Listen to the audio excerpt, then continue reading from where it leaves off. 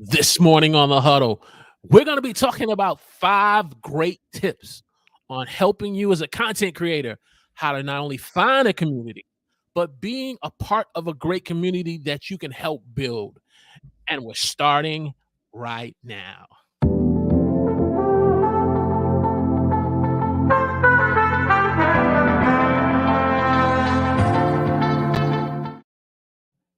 Praise the Lord, everyone. Welcome to the huddle. I'm your host, Walter Strong. And if you're new here and you want to broaden your reach, your impact, and income through online video, then we want to welcome you to the show. This morning on the huddle, as always, we have another dynamic guest. Not only a guest, but we have another coach that's going to help coach us to be able to find and build great community on the type of content that you're doing. So this morning, let me just get into his bio and then we will kick this huddle off. Today's guest is a technology storyteller, self-pronounced pronounced productivity geek, content creator, and microbrew fan. Most importantly, I'm gonna let you know on a little secret as we get into this. This man loved him some Star Wars. This morning on the huddle, we want to welcome the one, the only, Mr. Jeff Bull. Good morning, sir. Good morning. Hey, Walter. How you doing? I'm great, sir. Thank you for being a part of the huddle this morning already. We have team captain James Hicks in team live this morning. What up? What up? What up? See, you got your brother from the West Coast supporting you. Hey, James. How you doing, man? It's good to see you. Definitely. Hey, if you're joining us on YouTube this morning, hey, whether if it's on the, as James said, the left coast or the East Coast, do me a favor, drop down in the chat. Let us know what city you're repping this morning. And if you are Team Replay, hey, give us a hashtag Team Replay here in the comments section. Jeff, again, thank you so much for just taking time out your schedule to join us early this morning on your side of the country. Tell our viewers a little about yourself and how you found your passion for content creation online and in YouTube, sir. Oh, absolutely. You mentioned it. I am a massive Star Wars fan. So a little peek behind the curtain. You're actually seeing me in my shed. So I'm actually in a shed in my backyard. There's a little 8x10 that I built back in the kind of the beginning of the pandemic. And actually, not really. We had our yard landscaped when we moved into this house. I'm like, oh, wouldn't it be cool to have a little space I can work in? But I still commuted a few days a week. Then the pandemic happened. I'm like, I guess I'm going to be in this shed all day, every day for the last 2.5 years. So it's like a little shrine to Star Wars and geekdom. You can see my local comic book shop is repping right here. But yeah, I got into content creation full bore in early 2020. So before that, I had been doing periodic YouTube, videos and things of that nature. Had a really good time doing it, but I didn't have a compelling reason to really push myself other than it's something I enjoyed. And what really cemented doing this for me was I participated in Luria Petrucci with LIVESTREAM Pros. They hosted their LIDA, Live Every Day in April program that April 2020, like right about the time the pandemic was starting. I didn't know that. And I saw this program. I'm like, I'll give this a shot. I really want to learn to be more comfortable doing videos, picking my phone up, whatever. And after doing that, I met James and a handful of other people through that program. And we remain friends today and have hung out and things like that. But it really helped me realize that I like putting myself out there in this way. I like being on video. It's something I enjoy. And creating content for others that hopefully can help support them and make them feel like they're heard and they're seen and they can find their own path. Got me really excited. So, I mean, that was really the genesis of all of this. Definitely. Hey, that is a great, or as what I call the origin story of a great journey as a content creator. Hey, one of the things that I enjoyed about your video on finding community on your channel, Jeff Bull Tech. So you definitely want to check out his YouTube channel on your discussion on finding community. Walk us through, how your comic book story helped you, your comic book journey and doing Star Wars helped you to be able to really grab hold of community. Oh, I love that you're bringing that one up. So when I moved I live in the Bay Area, so I'm a little bit east of Oakland. So James and I are generally in the same area, but he's in Sacramento or that general area, and I'm here in the East Bay. And I used to live up in Sonoma County, which is kind of like wine country in California. And so when we moved to this area, I didn't have anybody. I didn't know where to go. Like I'd started to become more comfortable being a geek and the things that I loved and Star Wars and other things. And someone told me that, like, you know, your local comic book shop can be a really good source of just learning about new fandoms and things that you've never been exposed to. And it wasn't something I had done since I was in high school, which is quite a while ago at this point. And I'm like, okay, well, I'll go down to this place. And someone had told me that the local shop that's like 5 minutes away from my house has been there for like 30 something years, some long time. I'm like, really? I found the account on Instagram. They did a lot of cool posts. I'm like, okay, I'll go down there. And immediately I felt welcome. I walked in the door. I'm like, the first question was like, do you have any Star Wars comics? They're like, yeah, let me show you where they're at. And they walked me over. And then I found myself, they just said, hey, if you're looking for other sorts of things, let's just walk through the store. And I actually have a stack of, no joke, I literally have a stack of like unread comics sitting right here on my desk at any given time. What helped me about it though is I started walking around the store looking for other things, like finding and just looking for like pretty artwork on books. And as I was doing that, I realized there was natural conversations that were coming out of that process. So the stack that's here isn't the important part. For me, it was I'm starting a conversation with somebody because of a mutual interest. And it was so hard to do. Like I've talked about this with friends. Like I'm in my early 40s. How do you make friends in your 40s? I forget how, like, it worked so easy when you were in high school and in college, but as adults, how do we do that? And this turned out to be, for me as a geek, a really good source of it and an easy place to say, look, natural conversation. You work here. You must love these things. I have questions. Now we're starting to talk. And it was like a beginning point of feeling more comfortable saying this stuff out loud to someone else who also probably felt the same way. And then probably could guide me, because that was their job, to where I might find other people or other things that are within that. And it was when I let myself kind of look up and actually see what was happening in front of me, it took a little bit, but I realized that, oh, wow, this is actually the community. The community doesn't have to immediately be some big thing. Like, also, I'm at Comic Cons. I do love doing that, but I never felt comfortable going to something like that before. I'm like, I just need to find a person who I can talk to, maybe then find two people I can talk to. And that's, for me, that really helped start that process.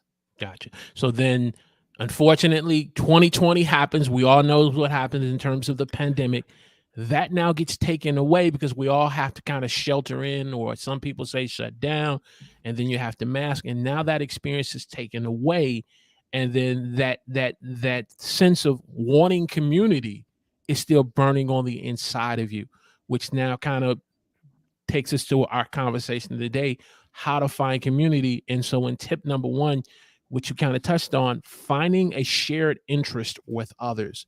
How was that such a driving factor for you as a content creator and just doing not only with Star Wars, but content creation? Oh my gosh. Yes. We all have interests. I think all of us can admit that to ourselves. One thing we have a tough time, I think, admitting to ourselves is this just an interest? Is it actually a hobby? And I'll argue, this is a whole other show probably, but I would argue for most people that if it's an interest, it's a hobby. You may not think about it that way because we think of like woodworking or, repairing a car or playing basketball or something like that as a hobby. These big typical activities as your hobbies, but any interest you have is a hobby. It just is.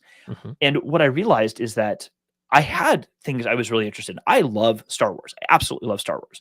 And I was starting to get back into that. I was starting to get into some gaming on a Nintendo, little things like that. And it made me realize, or my wife and I were really talking about it. And she was the one trying to help me see that you do have hobbies, Jeff. You actually do. You just need to recognize them as hobbies. And when I realized that, she was the one who encouraged me to say, if you're excited about this, you're not the only one. Other people are too. Some people are probably vocal. There's many people out there who are in the same place that you're in, and they don't know how to take that next step, but you're starting to realize it. Why don't you go do some videos on that? And initially I started doing them on Instagram. Mostly now I do it on TikTok. Well, the one-on-one videos I do. When I started doing that though, I did it on Instagram and I started getting conversation. People started replying to me, and it immediately made me realize, oh, yes. I mean, I could guess that there are other people who are excited in the same things I'm excited about. But when someone starts replying to you, you realize, oh, wow, you are actually out there. We can talk. And that, it took a while, but it did, for me, in a while, because I had to become comfortable with doing it. But as I was doing that more and more and making these videos, when people would actually respond to me, and I was like, wow, that feels really cool that someone replied to me and had their own experience they could share.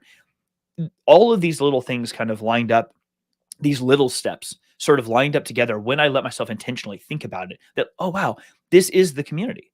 You know, Mhm. it may not be what I originally envisioned the community to be, which is like you go to a place and you do a shared activity with a bunch of people.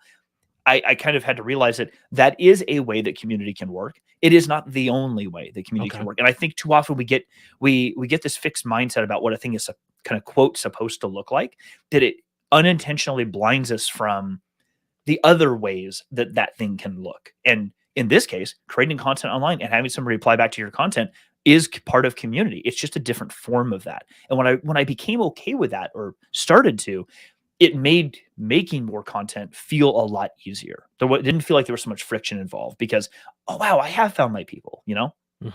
Definitely. I want to say good morning to Mr. Tech Troublemaker in the live stream this morning. Oh, yeah, there we go. There we go. Tech Troublemaker brings up an interesting point on what you were sharing. As adults, we can find it a struggle or a challenge to want to find and make friends, whether if it's in person, on the job, or as is content creators. And certainly me and James have had several conversations about finding the right lunchroom table that you feel comfortable in coming to. It's like you're the new kid who's starting day one at school.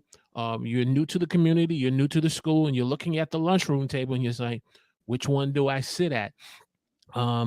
What advice would you give Tech Troublemaker and myself as adults, where we're trying to feel comfortable in finding that right lunchroom table? Oh, wow. I will give you the best answer I can because I think I'm still becoming comfortable with this and figuring this out myself. I mean, just a tangent for a second. We can all probably guess that these things are a journey. They're not it's not a thing you find and then cool, I'm done. One of the sort of theories I've been working on for myself lately is practice equals experience, meaning Mhm. you don't just ever have experience. Like, look, I have experience. You have experiences. And over time, once you've experienced a bunch of things, that equates to what we would typically call experience. But the reason I came up with the idea of like practice equals experience is because all of these things are a practice. You have to practice at doing the thing. And it's not that you just I practice a bunch and then look, I'm now better at the 10,000 hours of work thing. We put that stuff aside. You're always practicing at getting better at it. Eventually you are better than people who are just starting the practice. But I think in this situation that you have to take that first step. And the first step has to always be a little thing. So when you think about it, I think the easiest thing to think about is, or the place we want to think about is, how do I find that first lunchroom table that I want to go sit at, to use your analogy? Mhm. Well, that's hard because you walk into a room and in our minds, we think there's a ton of people here and a bunch of tables and they all stop and they look at you at the same time. And you're like, I think I'm just going to go back out of the room now. That's Right. the first thing that crosses your mind. So I think the easier way to think about it is, what is literally the first thing that you can do? And it's not walking into that lunchroom. It's not grabbing your food. It's, what do you like? What is a thing that you enjoy? And it doesn't matter what it is, how big, small you think it is. That doesn't matter. What is it? What is a thing that you really, really enjoy? That's the first step. The second step is letting yourself be comfortable with it's okay to like that thing, because a lot of us, especially as adults, if we grew up in the 80s and the 90s in that time period, we weren't, especially for men, we weren't always taught that it's okay to feel like that. We were taught to kind of repress those sorts of ideas. So letting yourself feel like it's okay to like the thing that you like, that's cool. Then you can take the step of, all right, now I'm going to walk into that lunchroom. The thing I'm going to say is there anybody here who likes that thing also? Oh, there's the Star Wars table. Maybe I'll go start talking to those people first and see what happens. It may or may not work out, but at least you have a starting point. And that makes you feel comfortable. You have a mission. You can walk in and kind of not look at everybody else, so you don't have to feel embarrassed or all those other complicated emotions. You walk over to that table and you start there. And I think to me, that is a great place to begin, because what you're letting yourself do is take these in tiny little chunks rather than just saying, especially somebody like me who has neurodivergency or, ADHD, things like that. People think of like, I just walk up to a table. Like, no, I don't. My brain thinks of it as like 20 other things I had to do first before I could even get there. I think a lot of us do stuff like that. So what's that first thing that you can do? And I think it always begins with, what do you like? Underwater basket weaving. Fantastic. That's what you like? Right on. Let's start there. Then we figure out where you need to go from that point, but not, I have to find the community center that does the thing that I like. What is it you like? Well, I don't know. Okay, well, we gotta, let's start over here first. Definitely. Hey, we got some legends in the chat this morning. So we got the legend Sammy Superstar. Sammy. Welcome to the huddle. It's good to see you, buddy. definitely appreciate you being a part of the Huddle community, and then always a favorite a legend, Paul Andre Devera in Oh, the chat this morning. We got the West Coast connection here. excellent. Hey, Paul, you'll connect with this. Paul, I'm in Concord, so I tell everyone that I'm just east of Oakland because it's easier to say that than because most people have no idea. But I'm not super close to Oakland, but we're close enough. definitely. Hey, great. Hey, we're talking about 5 great tips on how you to be able to find and be a part building a community here with Coach Bull. He's the coach this morning. He's helping us on our 2-a-days, our 5-a-days on building community. Tip number 2, and I really like how you really hammered this point about spending time, and we're talking about online community now, spending time doing some research. Just don't just jump in like I do and just boom. Sometimes you go on the Facebook groups and you join a YouTube channel and then you get hit with a sub for sub, HUD for HUD, and I'm like, oh, wrong community. But boom, I'm bounced, I'm out. Why is doing research so important in the online community? Because no, I sorry, Okay. I'm just kidding. No, I'm kidding. Totally kidding. I think what you said is the important part is if you walk into a community, and let's use online as the easiest example because it's the most accessible for most people. There's very few the physical barriers where I have to walk into the room and open the door and like, am I in the right place? Like that kind of goes away because you can get into a community, a Facebook group, let's say as an example, or a Discord channel or Slack channel, whatever it happens to be, and no one quote sees you walk in. So the embarrassment of like, I can just kind of cruise through here a little bit and just check things out. And I don't have to be called out the moment that I walk in. It's really helpful for most people. What I would say is that the doing the research piece of this is important because as you mentioned, you might walk into a room and the interactions you're seeing, even though the topic is broadly what you are interested in my case, Star Wars, you might walk into a group on Facebook or on Discord and realize very quickly that what they're actually doing is not the thing you enjoy. They're not interacting with the content in the way that you personally like to interact with the content. I'll give you a really good example of this. In Star Wars, like I adore Star Wars. I have Star Wars tattoos. I have a bunch of Star Wars comics sitting literally right here that I love to read. But I will tell you the reason that I love Star Wars is even though I know a lot of details because I've read these books, I am by no means the person you would ask and say like, well, let me tell you about the specific widget on the thing. Like that's a community. That is a whole part of the Star Wars community, but that's not the part that I'm in. Mm-hmm. If you love that, you do that, the lore master type thing. Cool. And that's for any community or like, the Lord of the Rings or the Game of Thrones or all those sorts of things. That's not my part. The part that I love is the storytelling. I love to break down how are they telling the story with certain characters and environments, the way they're drawn, the way it's written. How does that work into the larger narrative? Like that's the stuff that I geek out on. That's how actually the show that I do, that's what we focus on is narrative and storytelling and mythology and why these things work together so well to convey things. And so when I walked into a particular Discord channel that someone had mentioned to me, I was like, oh, sweet. Star Wars geeks, fantastic. I got in there and I realized very quickly that the way in which they were interacting about this was far more about sort of talking to each other about specifics each person knew and the details they knew and things of that nature. And that's rad, but that's not me. It's not a conversation I really want to get into because I don't want to say I don't care, but it doesn't get me excited. Like that conversation is not something that I'm super interested in having with another Star Wars fan. I'd rather talk about how that thing made me feel. How did it make you feel? That's super interesting. Let's talk about that. Mm-hmm. And so I use those examples to say that it's not just about once you've taken the first step of identifying the thing that you love, great. That you're passionate about it. Fantastic. The next step is figuring out what is it about that you love? So that you can then figure out what is the right part of this community or this fandom that you want to be a part of, whatever word you want to use there, fandom or community.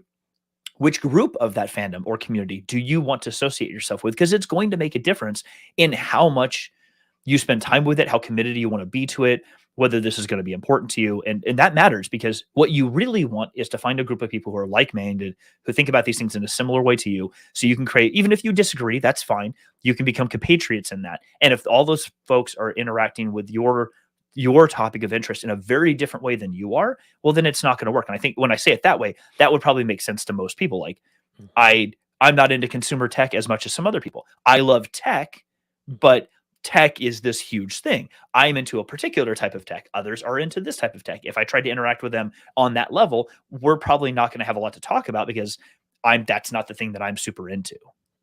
Got it. Hey, we're talking about this morning 5 great tips on how to find and be a part of a great community here on YouTube and online. If you're getting great value out of this discussion this morning, I need a big favor from you. I need you to smash the like button by clicking the thumbs up, hitting the share button, and sharing this with another content creator, especially if that long ranger creator who wants to be a part of a community, but he or she is struggling. So I need you to do that for me this morning. Mr. Todd Christmas Chatter in the community this morning. Good morning, sir.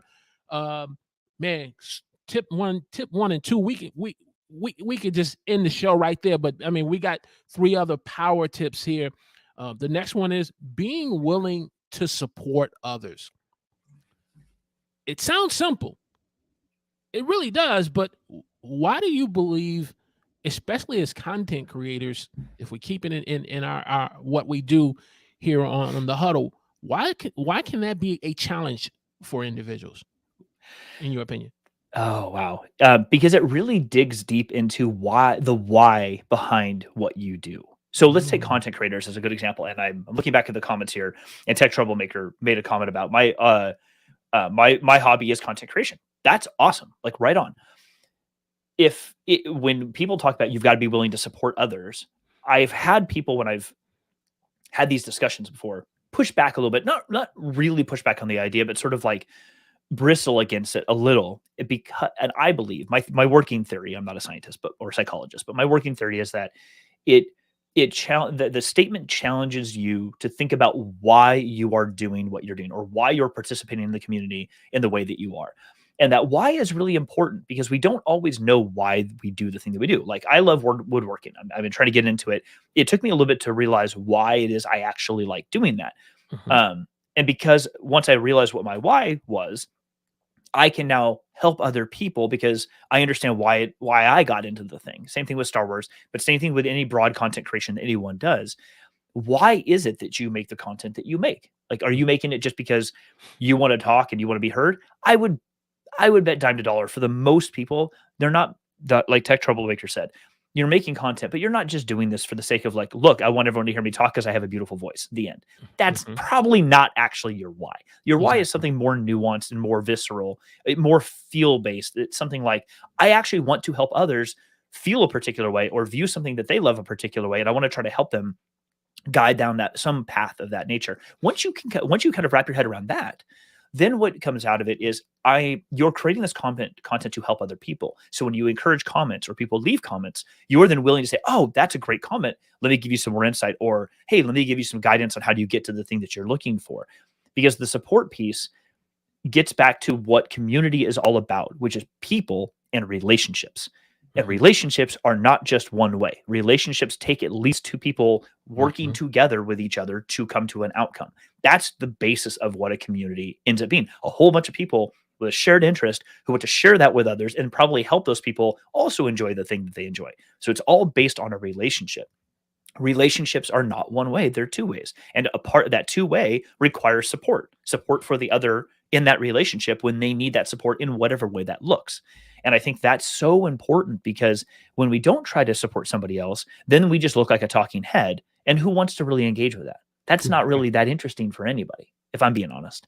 No, that's a great point. And when as I was watching your video, what came to mind is, if you've ever watched shows like Little House on the Prairie, or what's the Clampett show, Oh, the Beverly Beverly Hill, Hillbillies. right? Oh, I only ever saw them in reruns. I'm not that old, but no, I'm just kidding. But Anybody who is, I'm totally joking. exactly. But my point is, someone moves to the neighborhood for the first time, and you would always see someone in the neighborhood, maybe 2 households, they come together and they got a plate of cookies, and they got the other one has some lemonade or tea, and they knock on the door and they say, welcome to the community, because they're welcoming you, and so you see right off the bat that the individuals that are there, they don't feel threatened that the new person is coming, now moving into the neighborhood.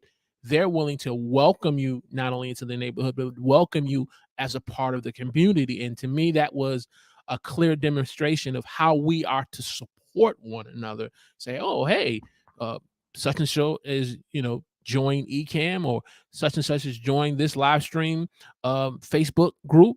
Man, let's make this person. Let's do our best to help them feel welcome and supportive in that, and say whatever questions we can help answer, do that. And I say, man, that's something that we as content creators and just in life really need to be able to get back to. I mean, maybe I'm stuck in time, maybe. No, I don't think you are. I think that is actually the thing we all need to do, sort of a retrospective periodically.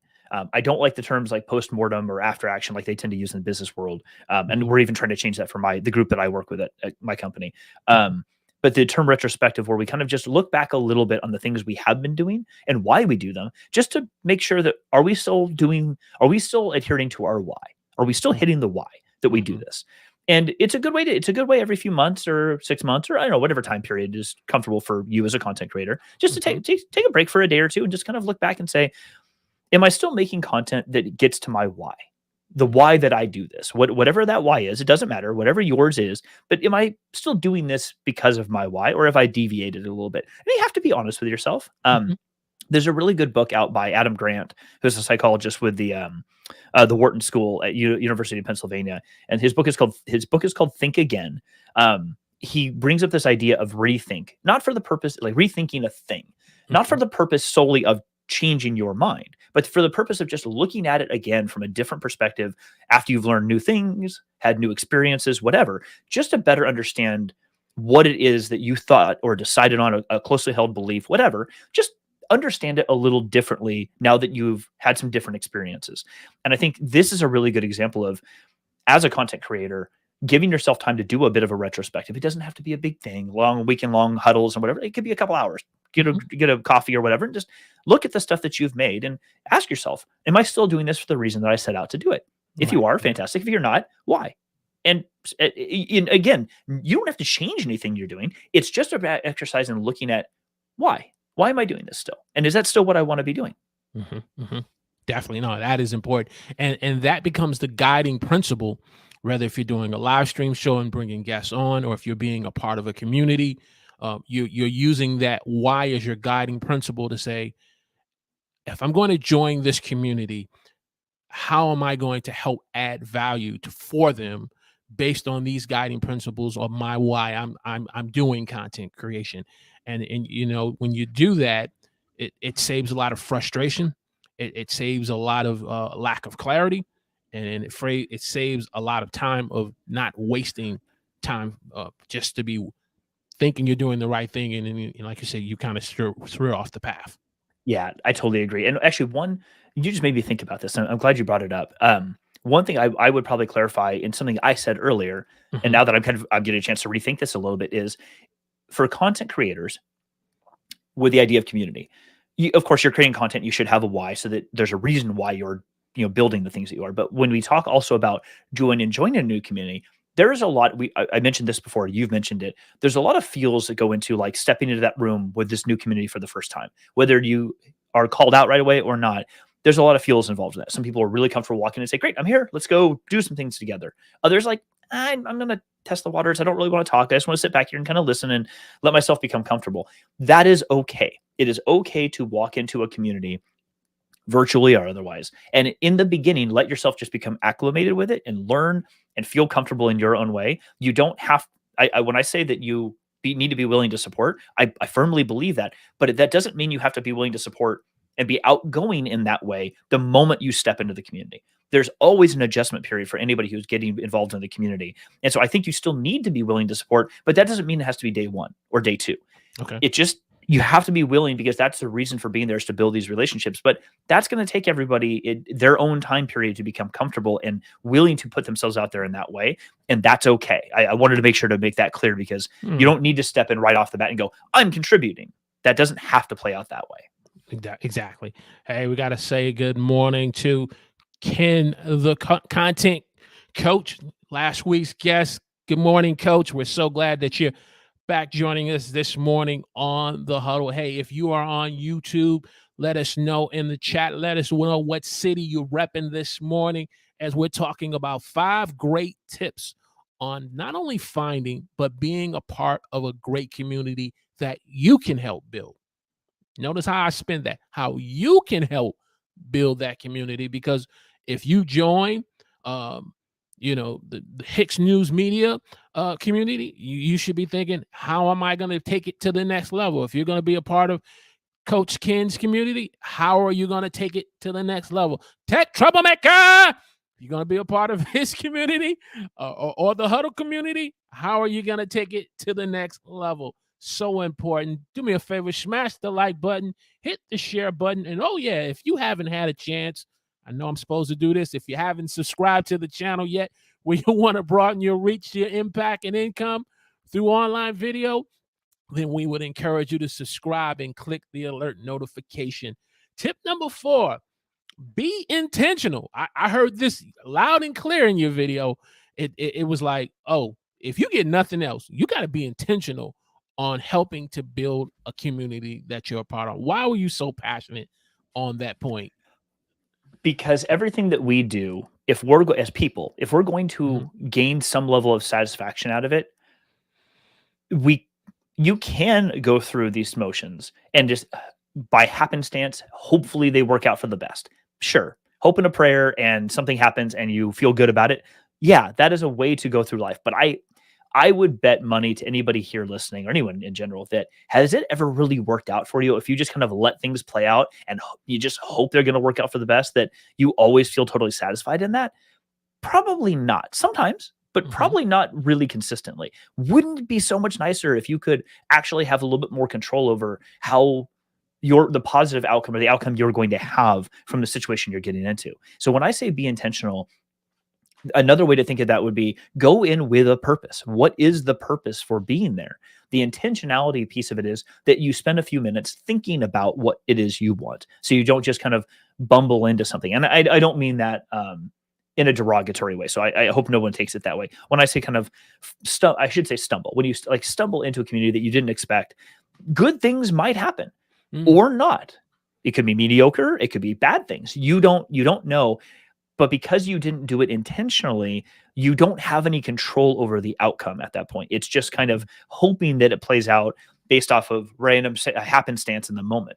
If you can be even somewhat intentional, have some kind of purpose and planning that you did, you have better control over what happens. But more importantly, you have all of the control over whether or not you're going to continue to pursue it. So 2 pieces to that. One is, I have this whole, you can't see this off camera, this whole like Kanban-ish board off to my left that I manage my tasks with. I have stacks and stacks of sticky notes. I was actually taking one right now, taking notes while we were talking. I'm trying to be intentional about how I remember something so I can come back and say it later. Because if I just try to remember it, it doesn't work. But what I can also do is very quickly say, no, that's not something I wanted. Let me throw that away real quick. And I think that's super important for a community when you're either building the community and or joining a community is at any given point, because you were intentional about what you're trying to do there, what your why is, why you want to be a part of that community. That why also tells you that's your guiding light to say, this isn't going to let me pursue my why. So this may not be the community for me. It's time for me to go. You mentioned an example earlier about that going into a Facebook group. And you're like, oh, this particular group may all be about like subs and all this. Okay, that's cool, but that's not really my jam. Great. Right. You knew what your why was. So you could just, cool. Have a good one, everyone. I'm going to go step out. I'll go find another one for myself. That intentionality is super, super important because it helps you understand what you want. And then also by nature, that means you know what you don't want. And if you don't have those things, again, you're just hoping then it works out.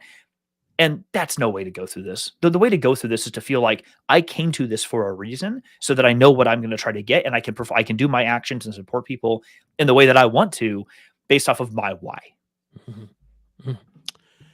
As they say that in the church, Selah, pause, calmly think about what Coach Bull has just said. Man, that's some powerful stuff. Hey, if you're getting great value out of this discussion on finding and building the community that you need to grow and be a part of, I need you to smash the like button, click the thumbs up, give us a hashtag value in the chat. And if you're on Team Replay, give us a hashtag Team Replay in the comment section. Tip number 5, and what I got out of your video was all of this started as a result of crisis, of the particular crisis that we all know what 2020 had presented us, when you had went to your local comic book store, and like you were saying, you got tired of it being transactional, and you wanted to do something because of the crisis that was being committed, using crisis as an opportunity to build community. Share why, not why, how we as content creators can be able to learn from that and to better build our communities.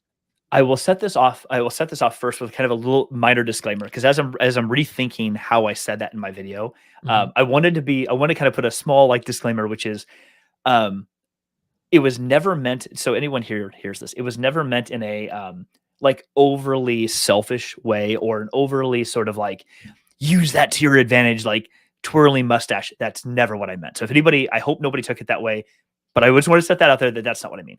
What I do mean by this is, and I'll give you two examples. The pandemic we talked about, and I'll go back to that in a second. But here's a really good example my wife went through. So my wife battled cancer a couple of years ago. She's recovered now, completely cancer free for the better part of 9 months, which is woo, fantastic. And as a result of that, she found that initially it was hard to do, but when she allowed herself to start becoming open to certain communities that were of other people dealing with similar cancer, or her cancer actually triggered her going into menopause in her late 30s, things like that. When she actually allowed herself to be open to being a part of those communities, when she was mentally ready to do it, it actually really helped, because it helped her not just process for herself. She saw other people who were in the midst of struggling through something she just went through, and she could tell them, well, here's what I went through. Maybe that'll help you understand how to get the things, whatever it is you need. And so I use that example because it was a crisis for her. It was cancer. It's not something anybody wants to go through, but a lot of people do. And she was able to then help other people because they were able to help her. And she found that some parts of that community actually were really mentally beneficial for her health. And so I come back to the pandemic for me.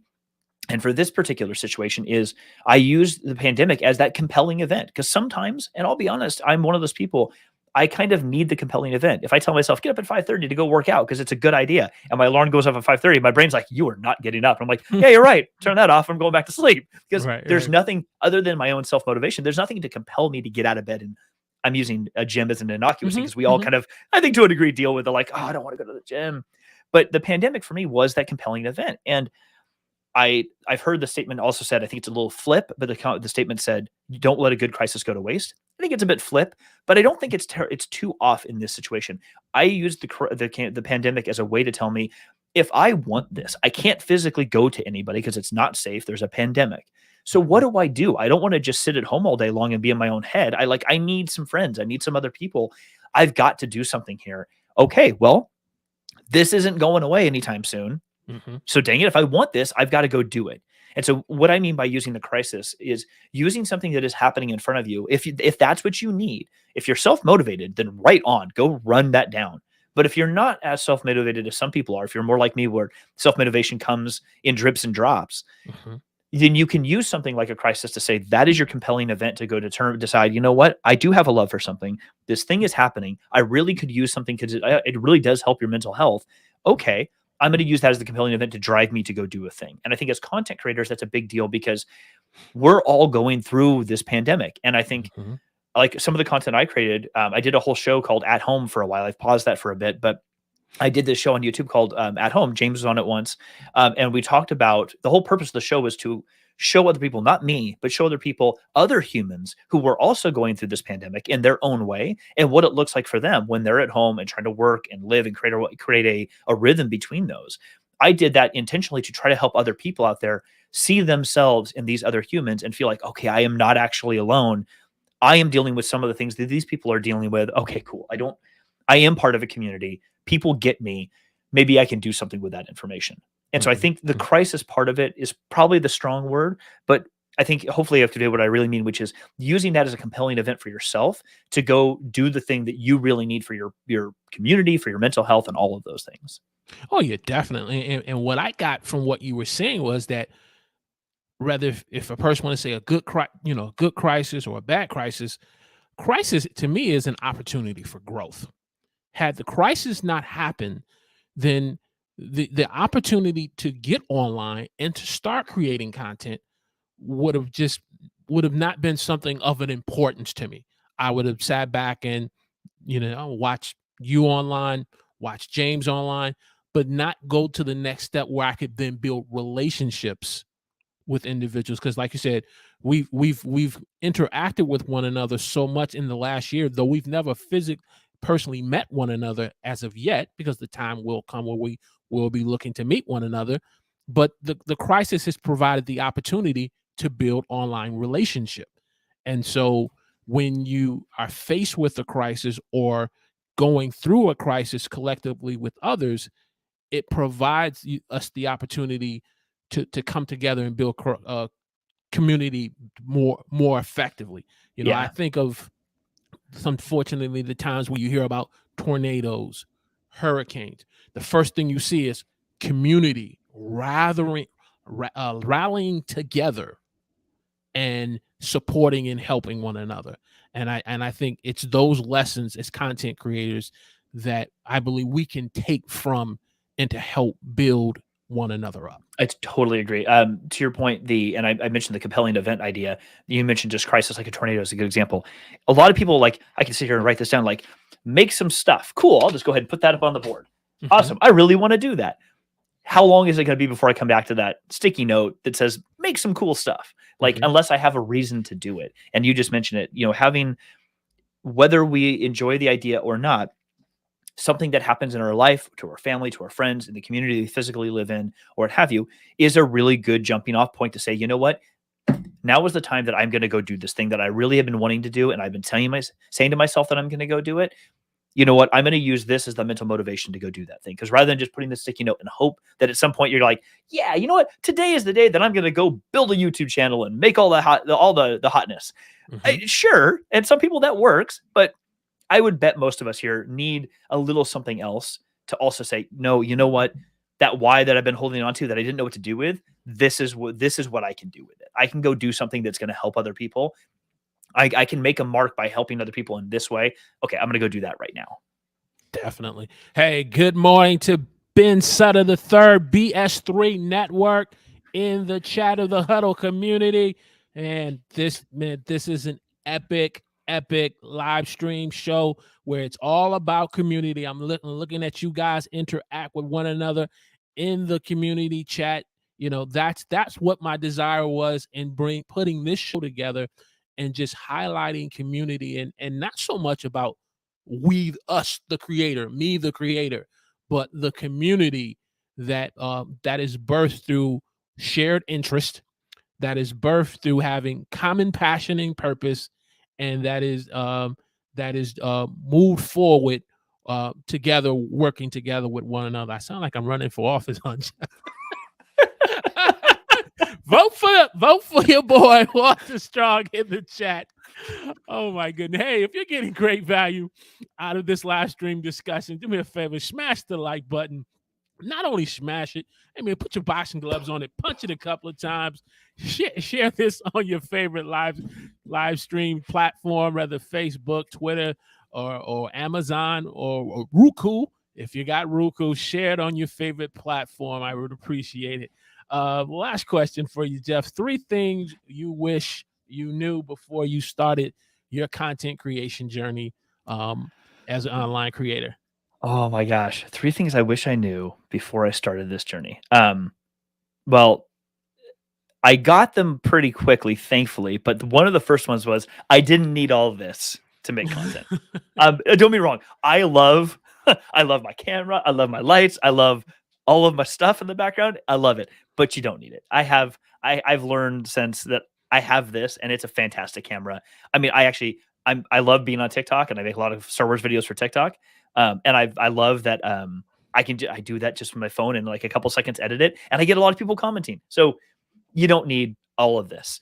If you want it and you're a gearhead, that's totally cool, and you should go do that if you love that. But don't feel like this is all necessary. It's absolutely not. I gotta pause you. So you're telling me I need to take some Tums for my gear acquisition? Walter, just with me. We just take some deep breaths. No, I'm kidding. Woosah. James, help, James. I need some Tums, James. I'm sorry. I want to interrupt you. Continue, sir. I promise I'll go get you an Alka-Seltzer. It's going to be okay. It's all going to be good, man. It's all going to be good. So that's the first one is we don't need all of this stuff. It's great to have it. And it does make us feel like we belong in a James, saw your comment. It does make us feel like we belong in a very particular type of way to the community. But I think if you listen to anybody out there, especially like in the eCam community, as an example, like Anna Infulgens or Adrian Salisbury, James, there's many, many others. Many people will also tell you in a lot of their content, you don't need to have all of this stuff. You can make impactful content without lots and lots of gear. And I think the second thing I didn't know until, I don't think I even accepted until very, very recently. And I've been doing this like pretty hot and heavy as much as I can for like the last 2 years. But it's only been in the last couple of months that I finally realized and accepted that I need to make this content for an audience of one. It's okay to make a video or whatever your content type happens to be, audio, video, written, for an audience of one, for that one person out there that you are going to help make an impact on. So when I get like comments on TikTok and I get one person who's like, wow, I remember that thing that you said from when I was a kid about Star Wars, and they go off and we have a back and forth. That's all I ever wanted to do, is to have a conversation with one other person. If a bunch of people comment, well, that's also rad. Like you're in your chat. But if I can help one person feel seen, that's okay. And it's okay to make a lot of you and I were talking about this in the green room ahead of time. Like, we do a live stream and I hope people are going to show up. But it's like, at the end of the day, that's actually that's not the important part. Someone's going to see this at some point and hopefully have the impact that you want. And that's why we do these things. Like, that's why we make it. And so I'll just say, it is okay to make your content for an audience of one. And even if you don't see a lot of likes and a lot of comments, if you get one person out there who felt something from what you did, you have done an amazing job. That's all you need. You may want the other CTRs and the metrics and things. I totally get that. And you can want that all day long. But I promise you, the serotonin boost or the dopamine hit you're going to get is going to come from one person saying, wow, thank you for making that. You'll be like, oh, all the warm and fuzzies kind of like just pop up and you're like, that's why I do this. And the third thing is to remember that you don't have to make a lot of content all of the time to have the impact that you want. You see people who have a lot of time and have really dedicated to putting out tons and tons of content constantly. As you see lots of it, I feel you. I feel the need. And you look at it and you're like, oh, but I don't have that. How am I a good? Everybody has to start with one thing and then you become something else. I won't make this a long story, but the short version is there was a YouTube channel years ago called Equals 3. Ray William Johnson, people probably know him now for other things, but he started the show called Equals 3 back in the early 2000s. I've been watching this since he was in his college dorm room in front of a laptop looking at something before we had cell phones with cameras that were of any quality at all. And he did one video every now and again when he could remember to do it, and they were hilarious. You look at his stuff now, and the Equals 3 channel like blew up, and he's doing his own thing, and all these things spun out of it. But it took 20 years to get there, and he started with doing one little thing at a time that people liked. Everybody starts here to get here. Everybody. And just because someone else may be further down the path doesn't mean that you start here. You still start here, and that is okay. There's always a starting point for you. Hey, man, that is some powerful stuff there that even James was in the chat. Say it again. Preach it. Preach. Hold on. Should I yell that? Hello. Yeah. Hello, New York. Sorry. Hey, if people want to find out more about what you're doing, Jeff, and especially if they're Star Wars fans, how can they get in contact with you and connect with some of the great things that you're doing here online and in YouTube? Well, thank you for saying great. I hope people enjoy it. We love making it. You can find me on basically every social network, including YouTube, as Jeff Bull Tech. So Jeff Bull TECH. TikTok is where I've been putting a lot of my own personal Star Wars content. So Jeff Bull Tech on TikTok. Come follow me. Comment. Let's talk. It's a lot of fun.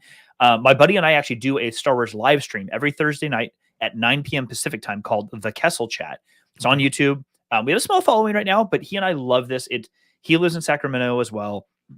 And we got to become really good friends during the pandemic when I joined the organization at our company that he was already in. And we both realized how big of Star Wars fans we were. Like, well, look, we can't be physically together because it's a pandemic.